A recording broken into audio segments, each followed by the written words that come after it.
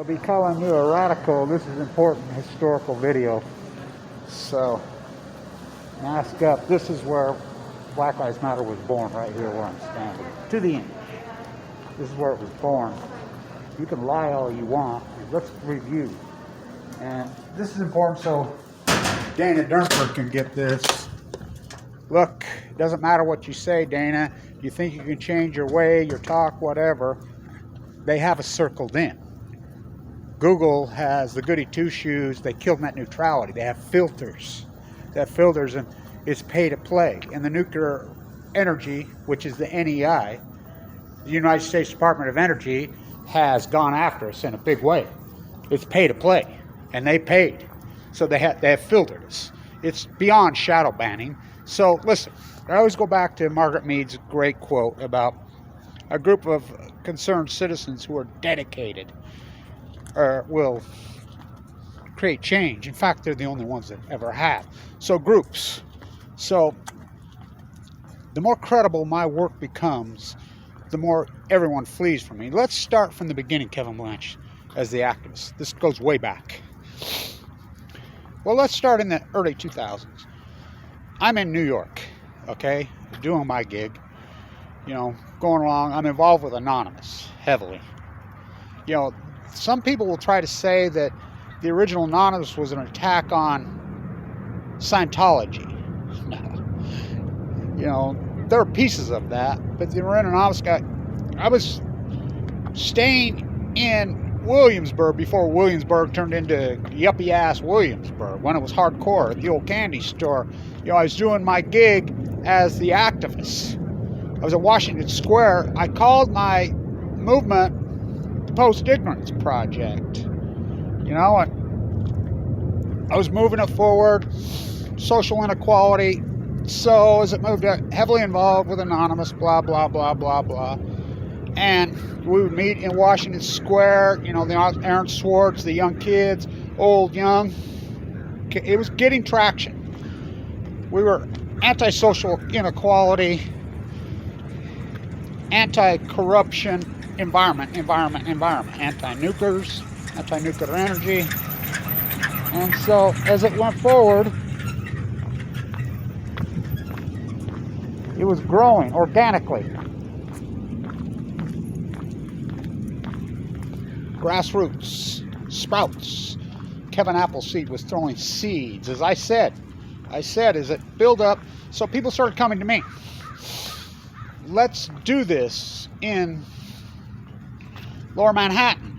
I'm like, no, it has to be in DC. This is moving forward into the 2010-ish era.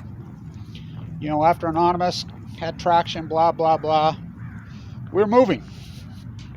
Born online, it was born in the streets. Hardcore born in the streets. I was a street activist, still am. So, they're like, we're going to go to, we want to do it at Lower Manhattan. I'm like, no. So anyway, as this thing started going, my gig was called the Post-Ignorance Project. They're like, well, I don't know how that name came out, Occupy. Well, I still hate that name. I was heavily involved in that. The day I was due to speak at Zuccotti Park, so I'm here in California and in Utah doing my gig, which was Occupy, before it was Occupy. There's a really great photograph of me in Salt Lake with my sign, October 2011. The day I was ready to get on a plane, I got a stomach ache, radical stomach. That day, the day I was due to speak, almost killed me. Ended up being a really radical form of AML leukemia. I don't know how I haven't died. So, as this thing evolved, I'm going crazy. I have the whole field because 2 weeks, we're going to lead up this, what turned out to be occupied for March 25th, 2011. That was the day we picked, a group of us. Kevin Blanch actually picked it. Why? 100th anniversary of the Shirtwaist Fire, locking the slate because of the social inequality, everything that's gone wrong with this country. We're going to time it for the 100th anniversary of the Shirtwaist Fire in Lower Manhattan. NYU, the chemistry building. That's where it was going to go. But something happened 2 weeks before that. This is before I got cancer. Fukushima melted down. And I went all in. They're like, you've got Fukushima mad. And I says, no, no, no, no. Nothing else matters. This is it. This is it. So really, Black Lives Matter was born on the Fukushima disaster. And that's a fact, and I can prove this. So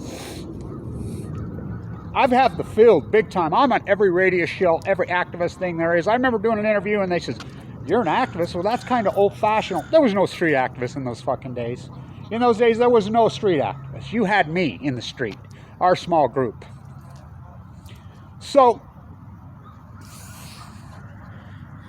2011, I have the entire field. I'm on every fucking radio show. I'm protesting everywhere and everything. I'm all over. I'm everywhere. Boom, I get cancer. Then the story really becomes compelling. Boom, I'm in a bone marrow transplant center and fucking fighting for my life at LDS in 2011, the fall of 2011. I had a stack of media fucking requests this fucking deep in there. Everybody was all over this. People were flying in to interview. I remember going to, different freaking vloggers and websites, sucked up when I did get out once in a while. I'm everywhere. I'm clinging to fucking life. I'm all but dead. The San Onofre stuff got leaked to me. I put it into the domain, so that's how San Onofre, the nuclear reactor, closed. Kevin Blanch, one of his major accomplishments. So, we're evolving now into 2012. I'm deathly ill. Deathly ill. I'm coming out of a bone marrow transplant. I've been in there for 9 months. Non-stop, quarantined. Very little time. I'm sucked up to nothing. I'm all but dead. They've had to cut me off. They think I'm going to die. It's not working. I'm still fighting, by the way. Still sick to this day. So, 2012 comes along, and we start getting really aggressive into the streets on police brutality. Here in Utah, Kevin Blanch on his own. The Matthew Stewart incident happens right over here. A no-knock warrant where they kick in, and Jared, who I knew Jared, by the way, he was the cop that was killed by another cop.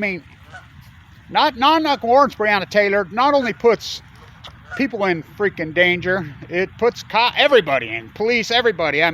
So this story I kept hammering. Then Danielle Willard was murdered here. Danielle Willard was a 21-year-old girl here in Utah in November of 2012. A cop, she didn't do anything in broad daylight. She dropped off a guy at his house, and she was just sitting there in her car getting ready to, after she dropped him off, backing out, and the cop blew her head off. I went psycho. I went crazy. Online, everywhere. A lot of my videos have been taken down because what Google's doing now. A lot of my most important ones you can't even find. They're gone.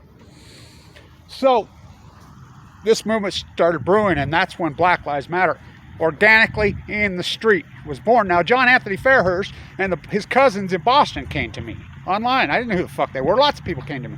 Says, you see, you're going to lead up your movement, your post-ignorance project march in D.C. Yeah, I'm doing it in D.C.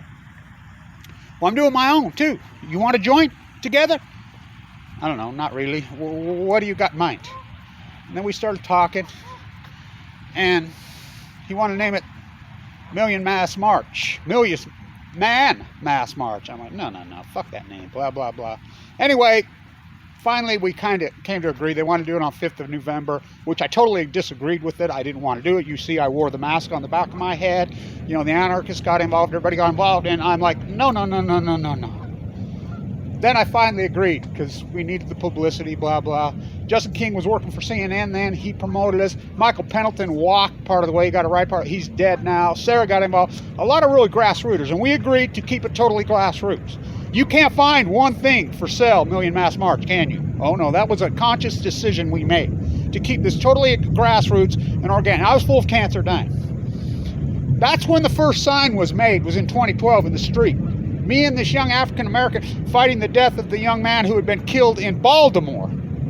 This is before I Can't Breathe, in Ferguson, Eric Gardner in New York. This was Danielle Willard. I used to carry my sign, and then one of the Million Mass Marchers who joined, his brother had been murdered in Ohio. This is 2012. And that's when the first sign and the first chant, Black Lives Matter, was us. I made the first sign, me and another guy. That's a fact. I have it.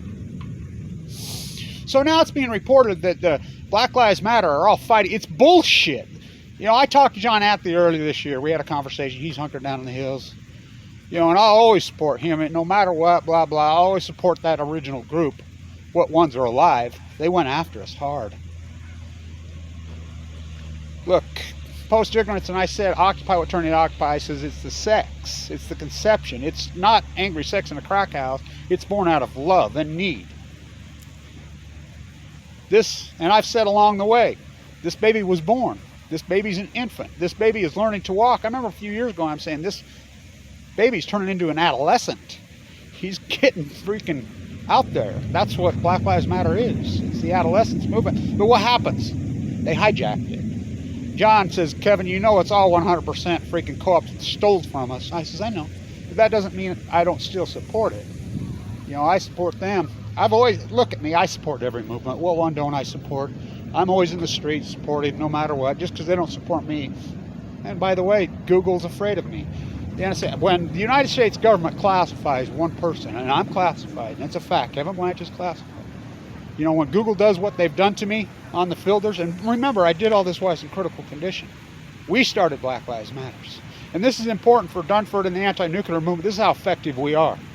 They're so afraid of us. You Google now, you can't even get my playlist. You can't even, I'm headed to the hospital right now. I had some teeth pulled. I've had open heart surgery. My God, I don't know how in the fuck I'm alive. They starve us out. They do whatever. Black Lives Matter was started by the Million Mass March. Who started the Million Mass March, which even predates to Occupy, which predates that. You know, it's anonymous. It's, you know, Kevin Blanch in New York City. You know, right there. In that computer lab at Weber State University is when it was freaking invented. You know, all the dirty work we did in the streets, all the hardcore, we never profited one fucking penny. In fact, most of us starved to death. Literally. That's who did this. And just remember, all you fuckers that co-opted, I was so outraged when I was in New York, in DC this year. I'm at the Peace Vigil every year. The table's set up with merchandise made in slave camps in Bangladesh. It's disgusting. It's disgusting. You can't find one piece of Million Mass March merchandise, can you? No, that was a conscious decision. No leaders, no link. Remember I used to wear my shirt, post-ignorance pride, your logo here. That's grassroots. We're still fucking grassroots. I'm still grassroots. The more credible I become, Kevin Blanch, really truly the son of Cassandra, I see the future. No one believes me. All the dirty hard work I've fucking done. Thank you everybody supported it. But you fucking people that co-opted and stole it, give us no credit, fuck you. You know, it's disgusting. You know, you think about the dirty fucking work we did for decades and years. People are dead, including Aaron Swartz, including Sarah, including Michael, including so many of our group, you know. Laid down their fucking lives for this fucking movement in a grassroots way. Black Lives Matter was started off the death of a white girl named Danielle Willard. By the way, Damian Lillard has got me so pissed, you know, and I love Damian on the campus at the same time, because Trevon Smith, you know, you could be the next celebrity King James, okay? You know, they take on, the NBA takes on Black Lives. I know Donovan Mitchell and Damian Lillard personally. I know Damian personally here. I was sucked up full of cancer. I used to do the play-by-play. When I was full of cancer, I mean, Trevon Smith was on this campus at Weber State University the same time he is. All-time leading rusher, football player. He was beat to death last year in a fucking jail cell on 4th of July. Picked up, had a stroke. How come they don't mention his name? How can, you know, you can say whatever the fuck you want. But the bottom fucking line, Million Mass March, Kevin Blanch, there's your fucking, you want to talk to the grassroots? You guys want to co-op it and fucking steal it and fight over something you have nothing to fucking do with. Street activists. Black Lives Matter street activists with no hierarchy. Still is. Still is. This whole movement, which I call the Post-Ignorance Project. Post-Ignorance. Your logo here. Stand tuned. The more credible I become, the more everybody flees from me. Again, Margaret Mead's. It's true. When these fucking movements become big and massive, they don't fucking work. No.